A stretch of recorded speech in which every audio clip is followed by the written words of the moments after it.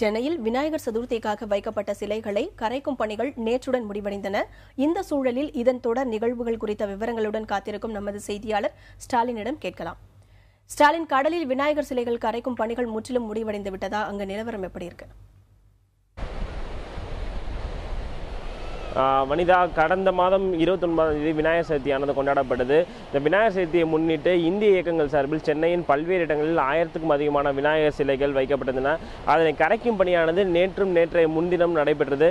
சென்னையில் 5 இடங்களில், அதாவது பட்டணம்பாக்கம், திருவான்மியூர், காசிமேடு உள்ளிட்ட 5 இடங்களில் இந்த விநாயகர் சிலைகளை கரைக்கும் பணியானது நேற்று முன்தினம் நடைபெற்றது. தற்போது நான் பட்டணம்பாக்கம் கடற்கரையில் நின்று கொண்டிருக்கிறேன். இந்த பணியில், அதாவது சிலைகளை கரைக்கும் பணியானது நேற்றுடன் முடிவடைந்தாலும் இந்த சிலைகளானது சரியாக கரையாமல் தற்போது கரை ஒதுங்கி என்றுதான் கூற வேண்டும். அது மட்டுமல்லாமல் நேற்றைய முன்தினம் இந்திய இயக்கங்கள் சார்பில் இந்த சிலைகள் கரைக்கும் பணியாக நடைபெற்ற பொழுது மக்கள் தொகை அதிகமாக காணப்படுவதால் தற்போது பட்டம்பாக்கம் கடற்கரை ஒரு குப்பை கூடமாகவே காட்சியளிக்கிறது. இதனை அப்புறப்படுத்தும் பணி, அதாவது இந்த குப்பைகளை அப்புறப்படுத்தும் பணியில் சென்னை மாநகராட்சி ஊழியர்கள், துப்புரவு ஊழியர்கள் தொடர்ந்து ஈடுபட்டு வருகிறார்கள்.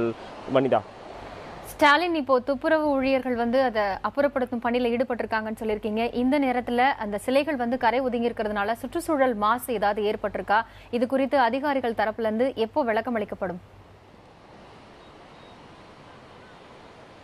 நிச்சயமாக காயத்ரி, அதாவது விநாயகர் சதுர்த்திக்கு ஒரு வாரத்துக்கு முன்பே சுற்றுச்சூழல் துறை அமைச்சர் தோப்பு வெங்கடாச்சலம் தலைமையில் சென்னை தலைமைச் செயலகத்தில் ஒரு கூட்டமானது நடைபெற்றது. அதில் தமிழ்நாடு மாசு கட்டுப்பாட்டு வாரிய அதிகாரிகள் உள்ளிட்டோர் கலந்து கொண்டனர். அதாவது இந்த விநாயகர் சதுர்த்திக்கு வைக்கப்படும் சிலைகள் எந்தவிதமான ரசாயன கலவைகள் உள்ளிட்ட கலவைகள் கலந்து எந்தவிதமான சிலைகளும் அமைக்கப்படக்கூடாது என்ற ஒரு கட்டுப்பாடு விதிக்கப்பட்டிருந்தது. அதாவது கரையும் பொருள் கொண்டே இந்த சிலைகளை வடிவமைக்க வேண்டும் என்ற ஒரு கட்டுப்பாடு தமிழ்நாடு மாசு கட்டுப்பாடு வாரியம் மற்றும் சுற்றுச்சூழல் துறை சார்பில் விதிக்கப்பட்டிருந்தது. அதன் அடிப்படையில் கிட்டத்தட்ட சென்னை உள்ளிட்ட பல இடங்களில் 1000க்கும் மேற்பட்ட இந்த விநாயகர் சிலைகள் கரைக்கப்பட்டிருந்தன. தற்போது இந்த பட்டணம்பாக்கம் கடற்கரை பொறுத்தவரை நேற்றைய முன்தினம் சுமார் 300க்கும் மேற்பட்ட விநாயகர் சிலைகள் கரைக்கப்பட்டன.